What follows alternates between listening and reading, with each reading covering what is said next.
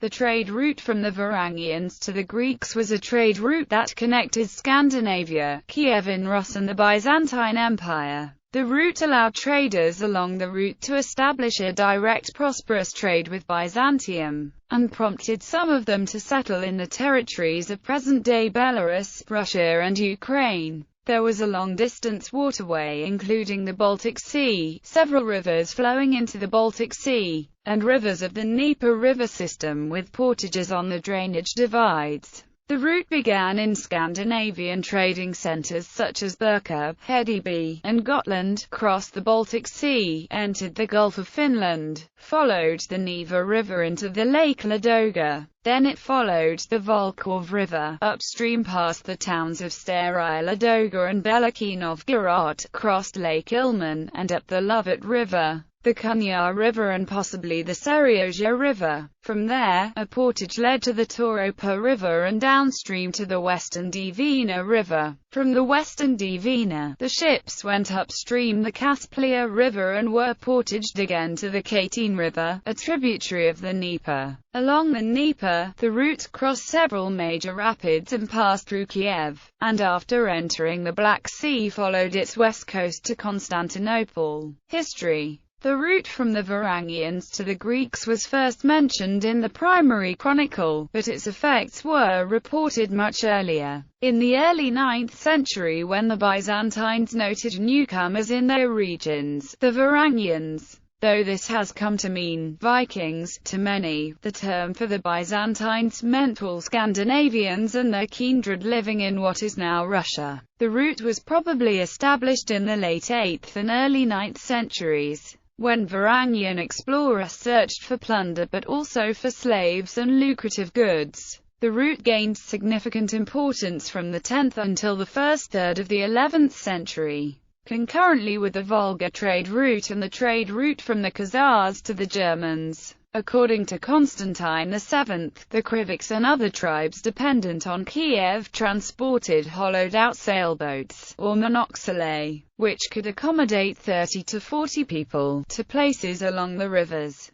These sailboats were then transported along the Dnieper to Kiev. There they were sold to the Varangians, who re-equipped them and loaded them with merchandise. Places named include Smolensk, Lubeck, Chernihiv, Vyshhorod, Vytarchiv, and Kiev. Some of these cities had alternate names in Old Norse, and Constantine quotes some of them. So Novgorod is the same as Holmgarth and Nygarth. Kiev is equally called Kernogarth or Sigma Alpha Mu Beta Alpha Tau Alpha Sigma, which might derive from Norse Sandbekias. Though Constantine's Zuckerman suggests a more obvious etymology from the Turkic roots Sam and Bat. The runestone N62 preserves the name Vitar, home for Vytarchiv. On the Dnieper, the Varangians had to portage their ships round 7 rapids, where they had to be on guard for Pechenik nomads. The rapids began below Dnipropetrovsk, where the river turns south and fell 50 meters in 66 kilometers.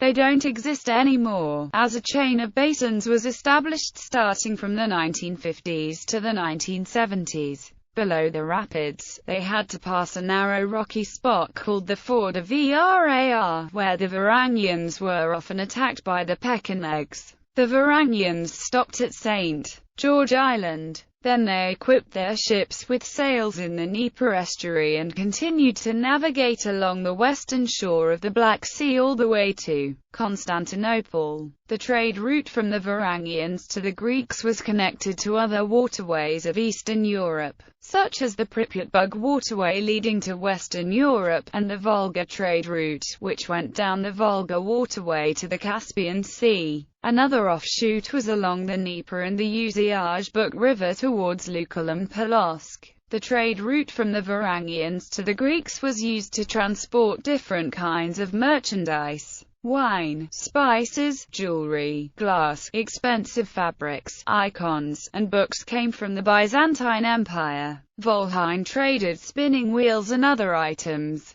Certain kinds of weapons and handicrafts came from Scandinavia. Northern Rus offered timber, fur, honey, and wax, while the Baltic tribes traded amber. In the second half of the 11th century, The Crusades opened more lucrative routes from Europe to the Orient through the Crusader states of the Middle East. By that time, Rus had strengthened its commercial ties with Western Europe, and the route from the Varangians to the Greeks gradually lost its significance. For a related military route, see Murovsky Trail. In fiction, a large part of the best-selling Swedish historical novel The Longships by Frans Gunnar Bengtsson describes the adventures of a Danish ship crew, taking this route in the late 10th century. Rosemary Sutcliffe's 1976 novel Blood Feud takes place during the 10th century. The second book of Henry Treece's Viking trilogy, The Road to Miklagard, published in the late 1950s, describes a Viking voyage through the Mediterranean to Constantinople, where the main characters are taken as slaves and later become members of the Varangian Guards. They eventually make their way back to their home village via the trade route. In Stephen R. Lawhead's novel Byzantium, the main character, a 9th-century Irish monk, is taken by Viking raiders from Scandia to Constantinople via this route. In the comic strip Prince Valiant, pages 932 to 988, the eponymous main character and company travel on 2 Viking longships from Constantinople to Scandia via this route, during which they encounter Pat Xenarch and Polygyns. 2 music albums coincidentally released in 2007 deal with fictional journeys down the trade route. Heavy metal band Rebellion's Miklagard, The History of the Vikings Volume 2, and folk metal band Tories as the Varangian Way. The latter portion of the novel Hawk Quest by Robert Linden describes the journey along this route. The characters have to navigate through the rapids at night while eluding the nomads who are trying to set up an ambush for them. Michael Crichton's fictional work Eaters of the Dead uses the framework of this trade route, in the book's first portion, to explicate a journey from the Middle East all the way to Scandinavia. The song, Variags of Miklagard, by the Swedish melodic death metal band Amon Amarth commemorates the services of Scandinavian voyagers as loyal warriors and guards in service to the Byzantine emperor.